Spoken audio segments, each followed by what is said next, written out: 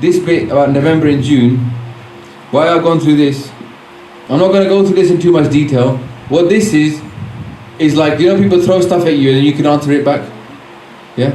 So, okay, so what I'm going to ask is, I'll say the government propaganda and I want you guys to read it back to me. Well, what should we say? So I'll say the black bit, you guys say the white bit. Okay? A Sikh country was about to be declared in June 1984.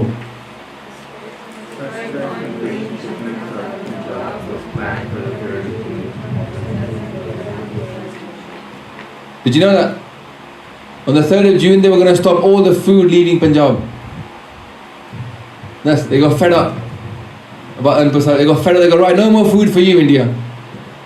And then they attacked Harmandir Sahib. You notice that was the reason for the 3rd of June. You always wondering, why did they attack on Guru Arjan Dev Ji Shahidi? Why then?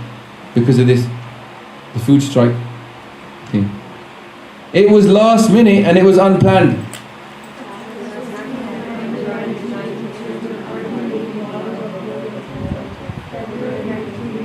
Louder.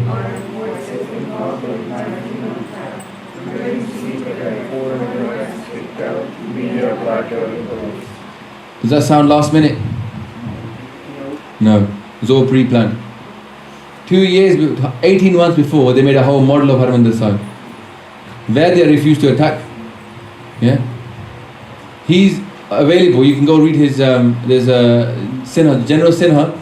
He refused to attack Harmandir Sahib. His interviews are on YouTube in English. He's saying, I refuse to attack Harmandir Sahib. They kicked me out, and they put in what's his name? Broad. Yeah. Terrorist occupation meant that the army was needed.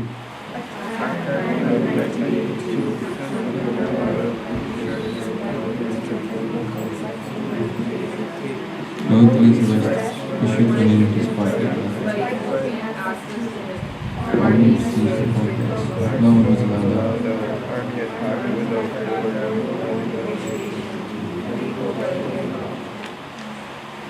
The head of the chief of police of Amritsar was saying, don't attack Harmandir Sahib, give me a arrest warrant. The day before the attack, the police are going into Harmandir Sahib to have langar. Harmandir Sahib was not sealed off in any way, shape or form. Sanchi was sitting on top of the Guru Nanak Nivas, on the langar hall roof. They were still there. There was open access to him. You just turn up and say, arrest warrant for you. Can you please come out? Sanji's never resisted arrest before. No arrest warrant for him. They just attack. Simple. They surround Harmandir Sahib. Now, this is the crazy bit. It was about freeing Harmandir Sahib.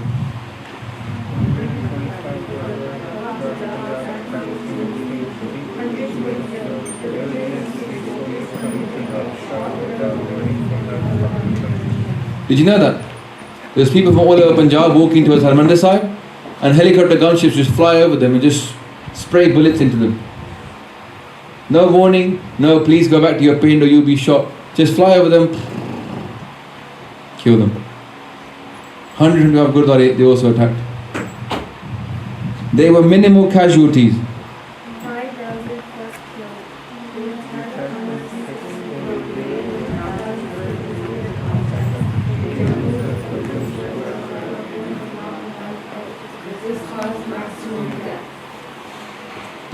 They would not let a train leave Amritsar, but they would allow any trains to come into Amritsar.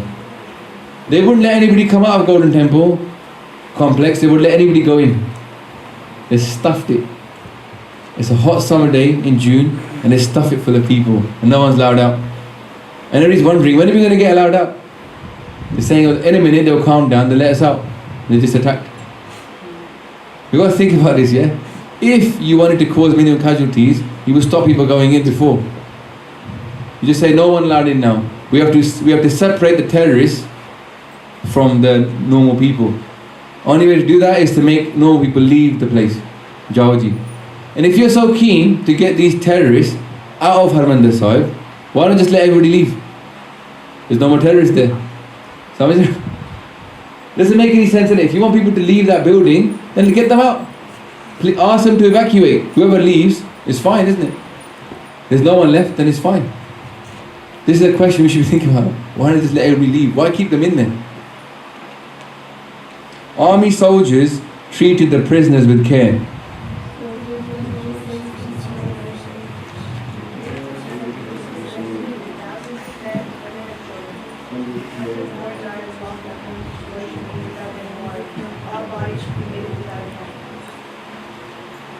They literally were going into, there's eyewitness accounts, they were going into rooms and throwing in grenades. Just normal people, women and children, are hiding in the rooms around Harmandir Sahib, you know, all around the rooms there.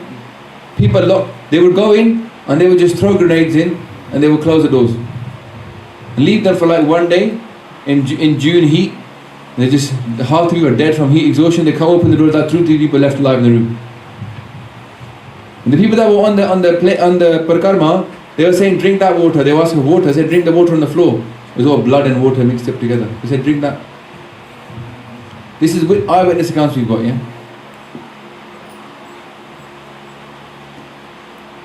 Common thing was, take the men, get them to get turbans off their head, tie their hands up with their turbans, and then shoot them. So all these bodies were taken away and cremated.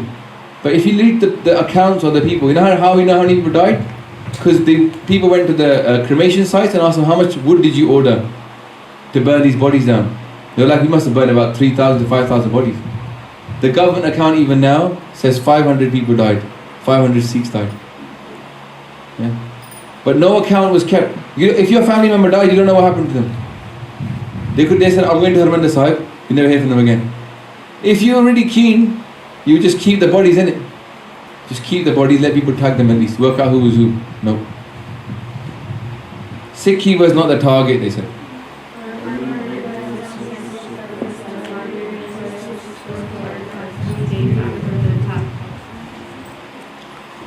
Guru's own writings, yeah? From their own hand, gone. 3 days. Attack is over, everything is peaceful, army's in charge. Burnt it down.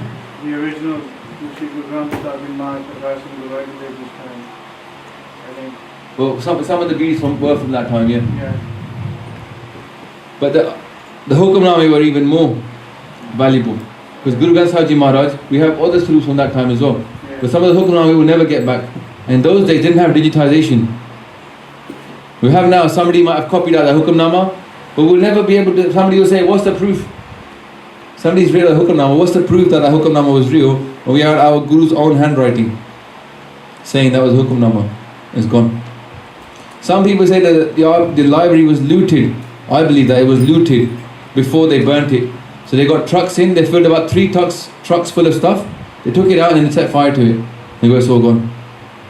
And stuff is turning up now from that time. Last year they found some people trying to sell some ancient manuscripts of Sikhs. And obviously they were from the Central Sikh Library that had been looted. Well, to be honest, I wouldn't mind if they came out. Whichever way they came out, if they come back to us, we'll buy it back. You know, it's Amul.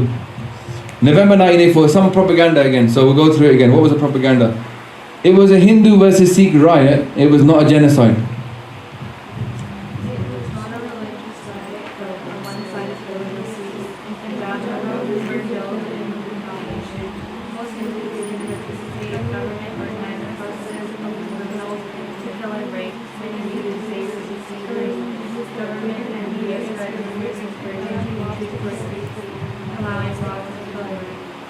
The book to read for this one is Jagraj Singh's book saying I accuse. Read that book. He's an eyewitness from that time. He's a journalist at Tiruchapur. Remember the guy at Tiruchapur? His book you can buy, I accuse. It's in English. Very readable. Okay? You can read it like in 2 days. It's like just a personal account. It was spontaneous.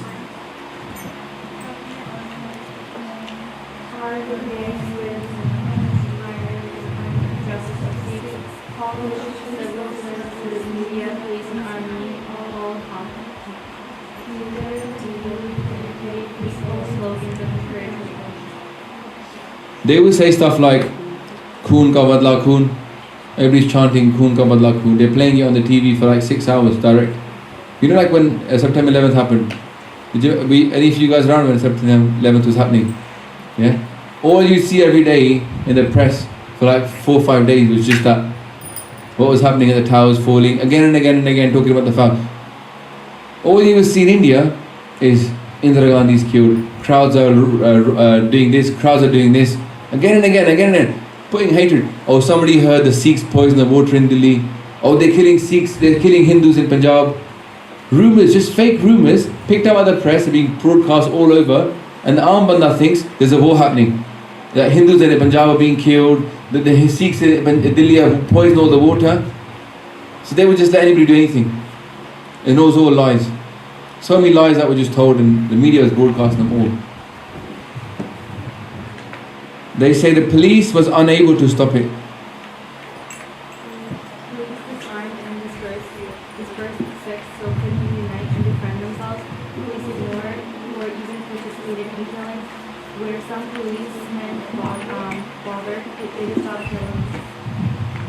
So what would a good example, there's a place called Tilak Vihar, that's a widow colony.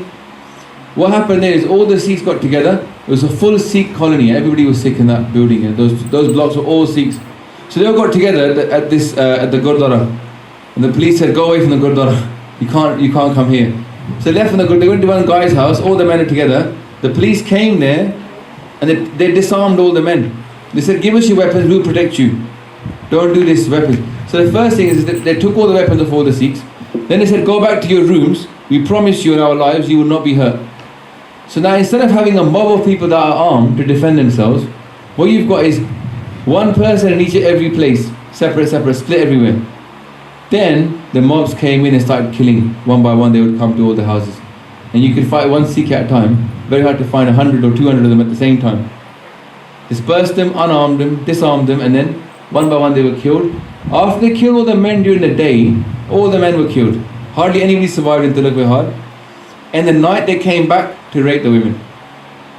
The women are mourning the bodies of their husbands, and then they collected all the women, threw them all into, like they pushed them into a couple of rooms, and they just kept them there, and it was just gang rape.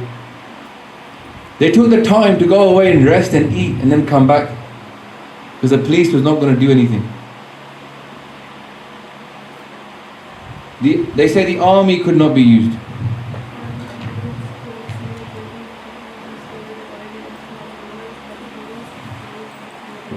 Army units based in Delhi could have restored order within 12 hours, but the killing continued for 3 days.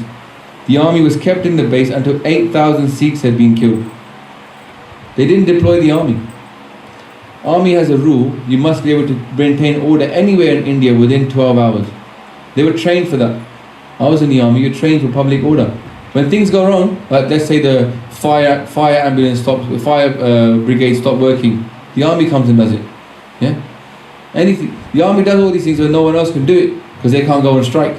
That's the key thing, they can't go on strike. Here the army was not deployed. Bhai Singh, who was the chief minister at that time of India, or Punjab, Zail Singh. Zail Singh was like the home minister of, he couldn't even get hold of the politicians. He couldn't even get through to them. They said they wouldn't even take Zail Singh's calls. He was the president of India.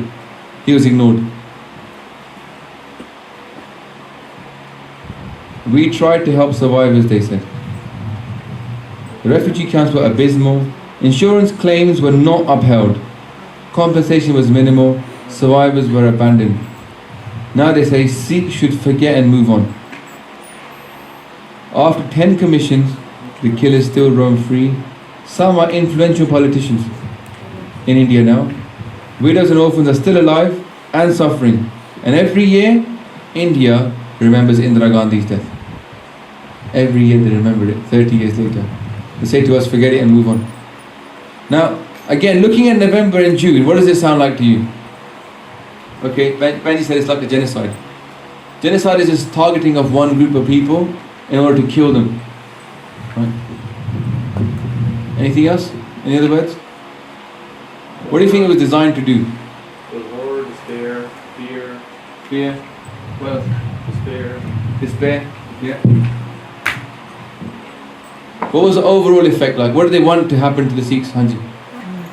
Okay, it was basically very well-planned attack on the Sikhs to make it seem as if the Sikhs were wrong and they got rid of the problem, although it was just a very well-planned genocide. I think more than anything, it killed their spirit. Yeah. You know, Indira Gandhi, she said, "I've broken the back of the Sikhs." You know, after the June attack, her own personal advisor said that's what she said to him. "I've broken the back of the Sikhs today." Whether you can't stand up like this, then you're broken. Yes. You're no longer able to stand up like you know, you can't stand up straight anymore. I think Benny's point there is the real thing I was trying to get to. They were trying to crush the Sikh spirits. Why do you think they want to crush the Sikh spirits? Oh, that's all. Why? They feel threatened. They feel threatened by the Sikhs. Why? You're asked. Because the Sikhs are strong and we stand for what we believe in. Yeah. That's our history. Yeah. Yeah. It's proven in this, isn't it? Yeah. 2% of the population take up 80% of the sacrifice for independence. 2% of the population, 40% of those arrested to get democracy back into India. We've always fought for freedom. And if you want to destroy freedom, you've got to get rid of the Sikhs first.